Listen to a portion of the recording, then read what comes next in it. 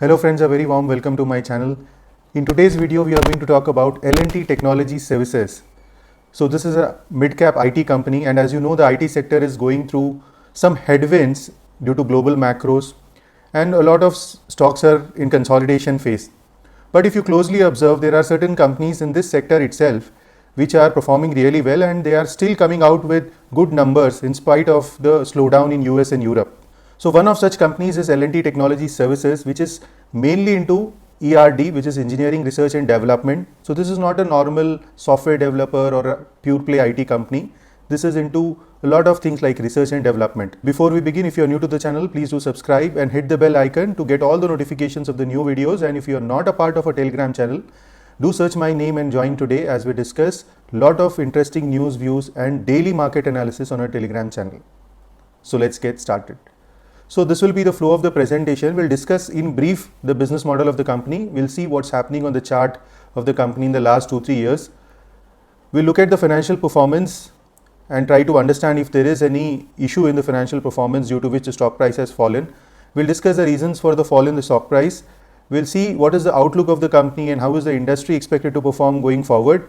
And we'll talk about the valuations and decide what should you do if you are already holding this stock, or if you want to take a fresh entry into this stock. So L&T Technology Services is into ERD, which is engineering, research and development. So this is not a pure play software developing IT company where works are outsourced from the US or Europe and people are doing in India. This is a research driven technology company which works with clients in different sectors. They have more than 341 clients globally, and out of which 57 of the top 100 world's clients which spend the maximum money in the research and development are their clients.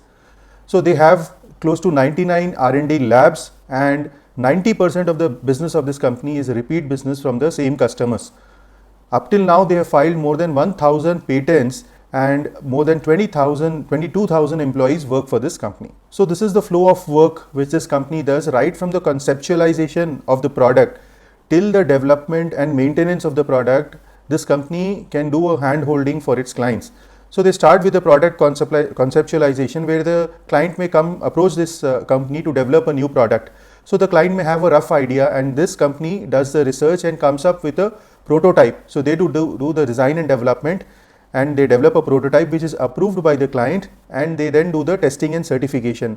Once that is done, they help their clients to manufacture that product and also launch their product. And once that is done, after the development, they also help them maintain that product. So this is done across different products, different technologies and different industries as well. When you look at different industries in which this company works, they work with clients in telecom, medicine, transportation, then they are working on latest technologies like EV.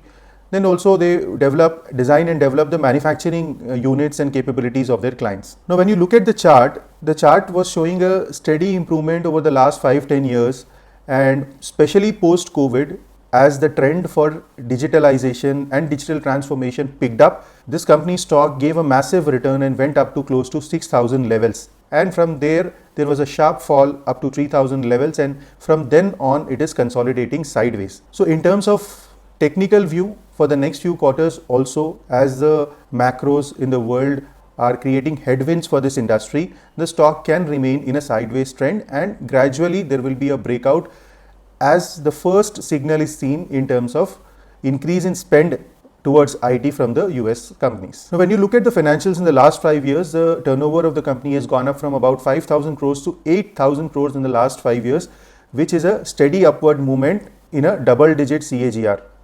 In terms of EBITDA also, we can see a steady growth from 900 crores to about 1,700 crores in the last 12 months.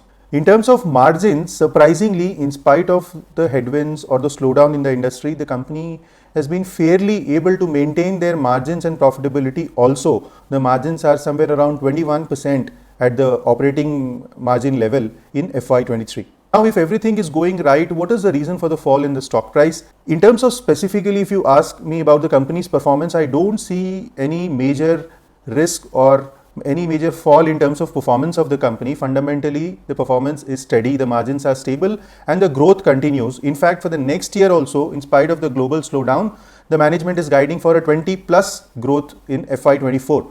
So the main reason, what I understand for the fall in the share price, is the headwinds which they face globally in terms of the IT spend The excessive valuations which the company has got during the post-COVID times, we look at the valuation chart going forward, and a slight volatility in the margins which actually did not fall, but the market might have perceived that there could be a contraction in the margin going forward. Recently, the company acquired a company from its parent, which is L&T.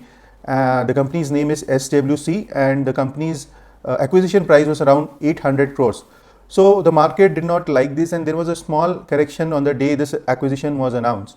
A few things which this company does is they work with the PSU sector, and their margins compared to LTTS of this company were much lower. So these were some concerns which the market did not like, and there was a small correction in the stock because of this reason also. But later the management came to the press and clarified that the acquisition was done at a very reasonable valuation, which was less than 1x market cap to sales, and the margins over a period of time will be improved and matched with those of L&T going forward.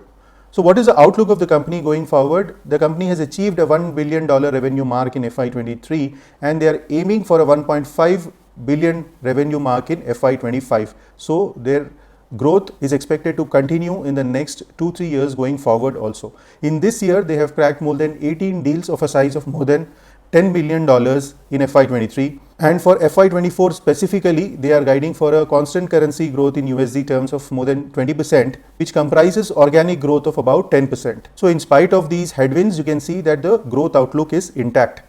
These are the 6 main areas where the company plans to focus going forward.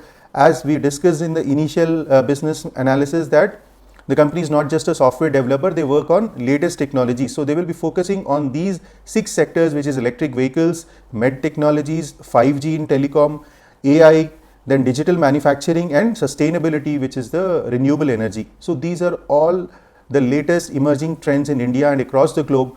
And if you want to play these themes, then you can choose L&T as one of your LTTS as one of your investments in your portfolio.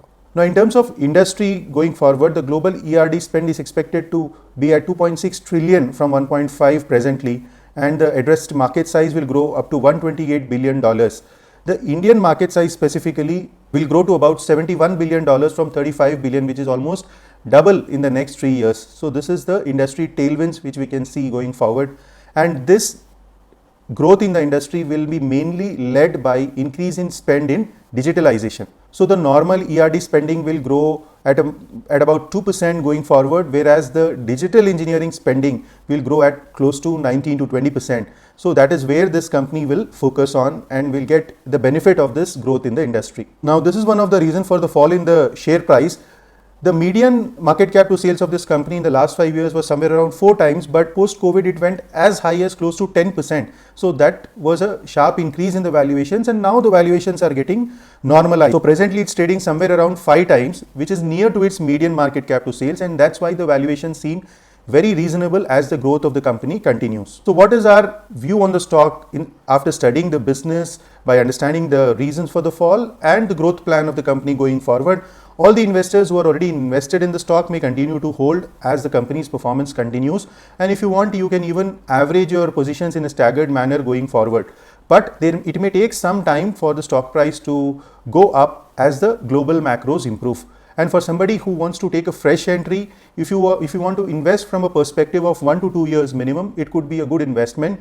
But if you are looking for a very short-term gain, then you may be disappointed, as the sector and the stock may be in consolidation for a few quarters going forward. Please do remember that this is not a stock advice. We are just discussing for educational purposes as a case study. So this is about LTTS. I hope you like the analysis. If you like it, hit the like button and subscribe to the channel. If you want me to make videos on your favorite stocks, do mention the name of the stock in the comments below. Thank you for watching and have a wonderful day.